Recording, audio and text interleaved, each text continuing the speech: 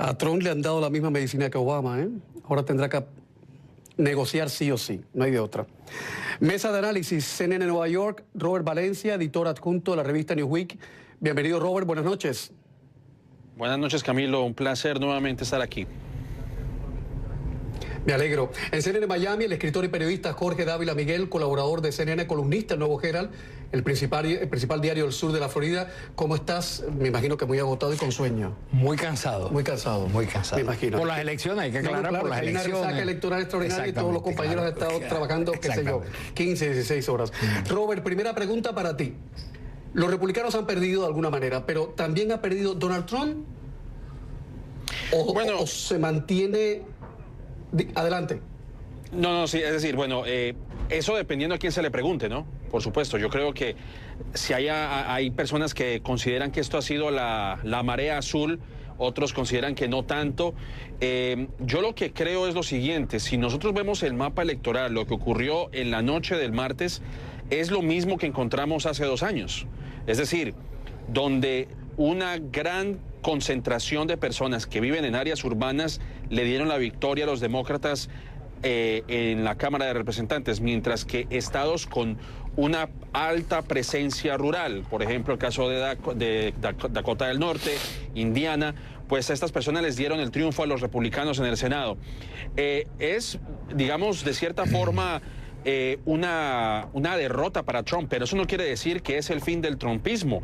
Todo lo contrario, yo creo que aquí puede ocurrir 2 escenarios. El Trump que puede ser conciliador y que puede trabajar con los demócratas de la misma forma que lo haría Bill Clinton en su época cuando los republicanos tenían la mayoría en el Congreso, o seguirá siendo el mismo Donald Trump combativo como lo ha evidenciado el día de hoy. Eso está por verse, pero yo creo que las elecciones del 2020 comenzaron el día de hoy y vamos a ver cómo se desarrolla esta dinámica entre la Casa Blanca y lo que nosotros conocemos como Capitol Hill, el lugar en donde se ubica el Congreso. Jorge Dávila Miguel.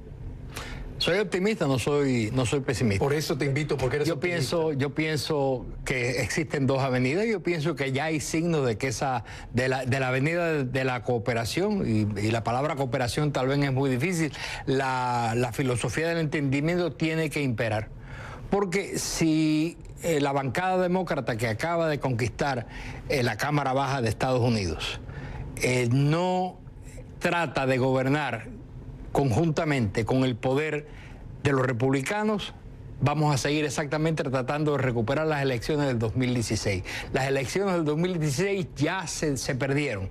Y yo noto que hay una... Se perdieron para los demócratas. Se perdieron para los demócratas, claro. Pero ya se perdieron. Sí, ya. Ahora viene la... Exactamente. De página. Y yo he escuchado hoy ya a 2 representantes de la Cámara Baja demócrata decir esto, es decir, tenemos que ponernos a trabajar. ¿Por qué? Porque entre otras cosas el Congreso de los Estados Unidos tiene, creo que es un 14, un 17% de aprobación, porque desde hace muchísimos años, desde que empezó con Obama, ya no trabajaba, no resuelve absolutamente nada. La gente está muy harta del Congreso. Entonces, ¿cuál es la solución? Bueno, si el Congreso, nuevo Congreso, bajo los demócratas, quiere impeach al presidente, el presidente se va a defender, porque a veces parece que el presidente es un ogro, el presidente es malo, el presidente es todo lo malo del mundo, él se levanta por la mañana y quiere hacer algo bueno y hace algo malo de todas maneras. A mí me parece que la realidad no es ni blanca ni negra, sino es gris para entender. Y lo que está aquí, lo que yo veo en esta votación es que el 50%, todas las candidaturas estuvieron divididas casi al 50%. Eso está diciendo una división en Estados Unidos.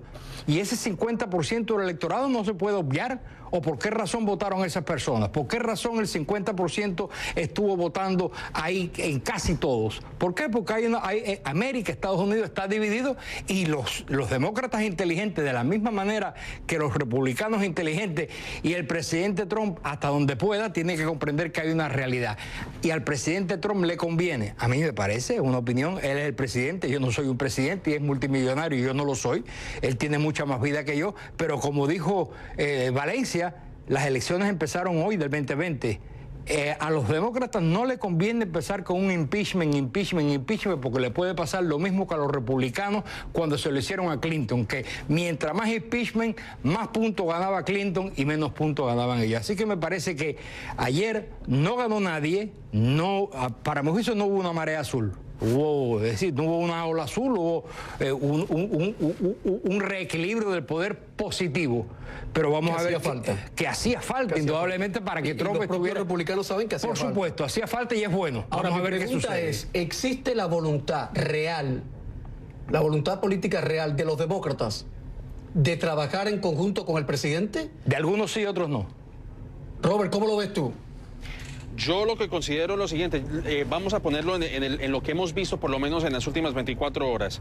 Llegado el caso que Nancy Pelosi vuelva a asumir el cargo de vocera en la Cámara de Representantes, ella lo ha mencionado reiteradas veces. Ella dijo, nosotros queremos trabajar con el presidente Trump en áreas que a nosotros nos compete, que nos debe competir, que es la infraestructura, el seguro médico, o por lo menos el sistema de salud en Estados Unidos, el tema de las drogas y los opioides, no sé si ese es el término adecuado, pero todo lo que tiene que ver con referente a la epidemia que ha cundido en Estados Unidos, que es el abuso de estos estupefacientes. No sé si el tema de inmigración entre en esa lista, pero sí ha dicho Pelosi incluso que el impeachment no está dentro de sus pensamientos, no está dentro de su cabildo, y que simplemente lo que ellos quieren es trabajar ahora. Vamos a analizar lo siguiente. La investigación que está llevando Robert Mueller, no sé si esté llegando a su cauce, pero se está llevando a cabo y ha tenido ciertos resultados.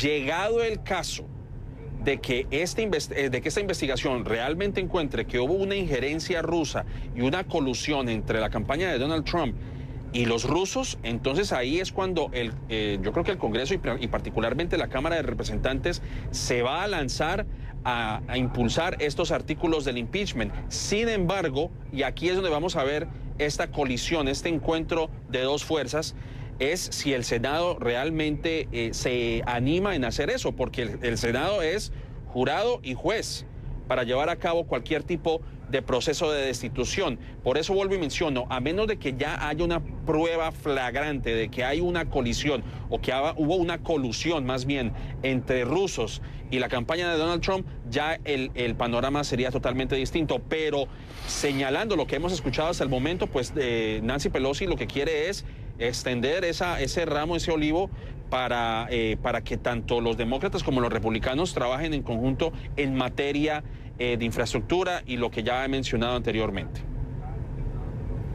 Explicarle a nuestros televidentes que impeachment, que es el término en inglés con el que saluda el juicio político, no es civil, ni criminal, político, es extremadamente difícil, extremadamente raro en la historia de este país. Solo dos presidentes han pasado ese mal trago y es casi imposible que la cabeza del presidente ruede, a menos que la investigación con la colusión rusa tenga. Pero eso es indispensable que termine, que en algún momento... Bueno, porque el fiscal dijo que después de las elecciones... Exactamente, pero va a decirlo. Yo creo que puede haber, en mi opinión, cosas más sustanciosas, bueno, más sustanciosas no, pero cosas devastadoras para el presidente, como que a partir de ahora el Congreso no va a poder aprobar, porque sí, ciertas leyes significativas, porque tienen que pasar ya por el visto bueno de la trinchera demócrata. Hay que acordarse que Trump tenía enemigos políticos dentro de su partido. Eso iba a decir, no, prácticamente no hay un solo líder político conservador que no haya sentido los zarpazos y los embistes de Donald Trump, como también líderes demócratas.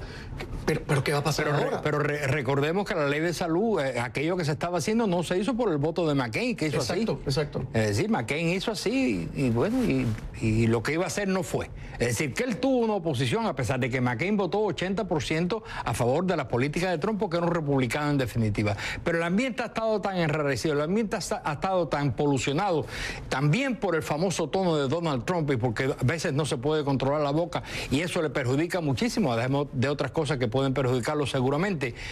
Hoy mismo lo que ha sucedido, él dijo antes de ayer a un periodista, le dijo que él lamentaba su tono y que quiere corregirlo. A mí me parece que en la entrevista de hoy el tono fue un poco diferente, difiero de ti en cuanto a eso, me parece que hubo unos encuentros, pero él tuvo un tono un poco diferente. Pero ¿qué es lo que va a pasar ahora?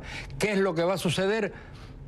es peligroso y la investigación de Mueller debe acabar de decir si hay colusión o no hay colusión, si hay que procesar a Trump o no hay que procesarlo, porque llevamos 2 años en esto. Yo estoy intrigadísimo. Y por cierto, ¿quién paga todo eso? Nosotros, tú y yo. Exactamente, claro. Ya, no, quería subrayar eso. Pues, ¿a ti te parece que la rueda de prensa del presidente fue distendida? Bueno, yo vi parte solamente porque estaba volando de Atlanta hasta acá. Pero un colega periodista me dijo, mírate la conferencia de prensa, y vi pedazos, vi unos pedazos en que el presidente estaba hablando más proporcionadamente o más, digamos, yo creo calmado. Absolutamente lo contrario, te lo digo con todo respeto. Yo vi al presidente fuera de control, fuera totalmente.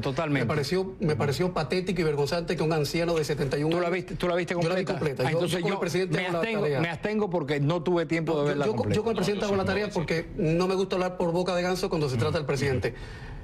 Me pareció patético y vergonzante que un anciano de 71 años perdiera el control de esa manera. Porque no solo fue contra nuestro compañero Ian Acosta, que reitero, le acaban de suspender la credencial de prensa, la Casa Blanca. Lista negra, como si fuera en el gobierno cubano. Tú no entras acá porque tú eres conflictivo. Igualito. O en Venezuela, o en Ecuador de Correa. Pero lo que iba a decir, fue también muy grosero con la reportera de PBS, que es una mujer encantadora, y que lo que le preguntó fue, usted ha dicho que usted es nacionalista, ¿quiere explicar sobre eso? Pero esa parte yo la vi. Es una pregunta racista. La periodista es negra, es una mulata. Ajá. Y arremetió contra el no, yo pensé que te estaba refiriendo a la otra, a la que no le había dado la palabra. Hay una que se paró y no le había dado la palabra. Hablar de que le quitaba la palabra a la gente y le decía, es suficiente, cállate.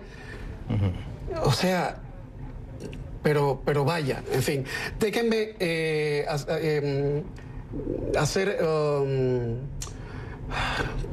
me queda un blanco. Atender a la reacción de CNN que acaba de salir sobre la suspensión de la credencial a nuestro compañero Ian Acosta.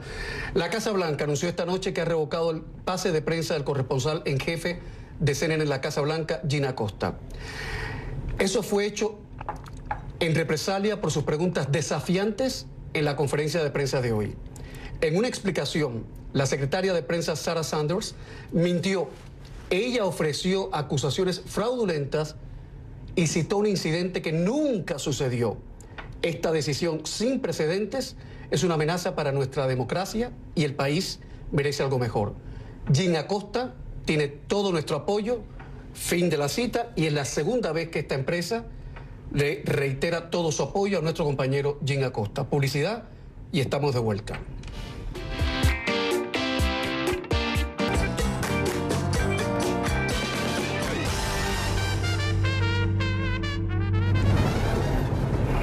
Robert Valencia, editor adjunto de Newsweek, Jorge Dávila Miguel, analista, escritor y periodista, colaborador de esta casa, están revisando el día después. A ver cómo nos quitamos encima la resaca electoral. Jorge, post-mortem.